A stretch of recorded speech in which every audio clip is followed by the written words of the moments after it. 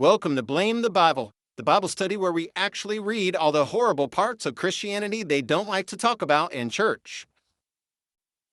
Today we're going to continue with the story of Job, the man who worshiped God and loved him so much he wouldn't curse God's name, even after God allowed Satan to destroy everything Job held dear.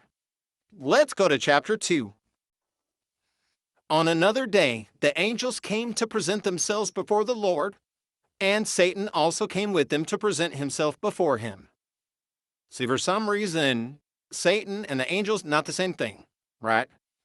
Satan was never an angel, at least not according to the actual Bible.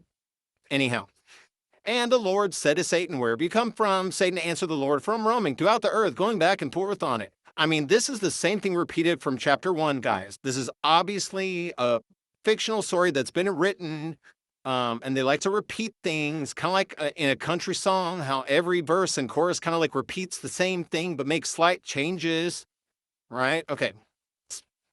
Yeah. I would love for, a writer or literary professor to analyze this and tell me what exactly you would call this. But I feel, repetition. There's definitely a pattern happening here, okay? Which does not usually happen in actual real events. Not a history book. Moving on. Then the Lord said to Satan, "Have you considered my servant Job?" Once again, he's got Job's name in his mouth. Why are you bringing Job into this, God? "There is no one on earth like him. He's blameless and upright, a man who fears God and shuns evil, and he still maintains his integrity, though you incited me against him to ruin him without any reason." Oh my gosh. Is God really trying to blame Satan for the fact that God allowed Satan to do these horrible things to Job and his family? Really, God? You can't even take responsibility for your own actions? Goodness. I think the Lord needs some accountability. Moving on. Verse 4, "Skin for skin," Satan replied. "A man will give all he has for his own life. But now stretch out your hand and strike his flesh and bones, and he will surely curse you to your face." Really? Surely the Lord is too clever to fall for this one. Spoke too soon. The Lord said to Satan, "Very well then, he is in your hands, but you must spare his life." Right? I guess the Lord thinks whatever don't kill you makes you stronger. That's not always the case. So Satan went out from the presence of the Lord and afflicted Job with painful sores from the soles of his feet to the crown of his head. Then Job took a piece of broken pottery and scraped himself with it as he sat among the ashes. Ooh, he's going through it, y'all. He not in his right mind anymore. His wife said to him, "Are you still maintaining your integrity? Curse God and die." Like, just put yourself out of your misery. Why are you being so stubborn? "I'm tired of looking at you with all these sores. Go ahead and die," she says. Goodness. He replied, "You are talking like a foolish woman." Trigger warning, right?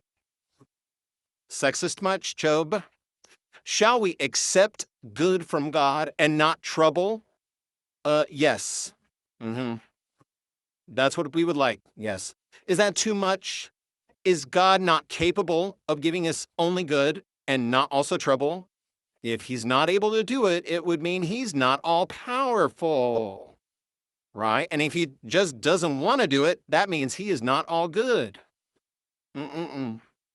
In all this, Job did not sin in what he said, right? He's not going to curse God. So when Job's three friends, Eliphaz the Temanite, Bildad the Shuhite, and Zophar the Naamathite, heard about all the troubles that had come upon him, they set out from their homes and met together by agreement to go and sympathize with him and comfort him. When they saw him from a distance, they could hardly recognize him. They began to weep aloud, and they tore their robes and sprinkled dust on their heads. Then they sat on the ground with him for 7 days and 7 nights. Really? No one said a word to him because they saw how great his suffering was. If only that were the end to this story, but anyone who feels like it, feel free to go on and read Job chapter 3 and chapter 4 and chapter 5 and so on, and just keep going and going and going, because Eliphaz, Bildad, and Zophar about to have a own conversation with Job, each one of which sounds like some never-ending poem that just, they talk in circles around each other. They're talking about why he doesn't curse God, and he's talking about, I don't curse him because of this and that, and they're saying, but maybe you should and maybe you shouldn't, and it's a very long philosophical debate if you're into that sort of thing. But when we return in part 3, we're going to skip all that and go right to the good part, which is the ending, and see how it all turns out. Okay? Does this seem fair to you all, how the Lord is treating Job or allowing Satan to do these things to him? Is it showing God's grace and fairness and mercy and love? I really don't think so, but hey, don't blame me. It's in the Bible.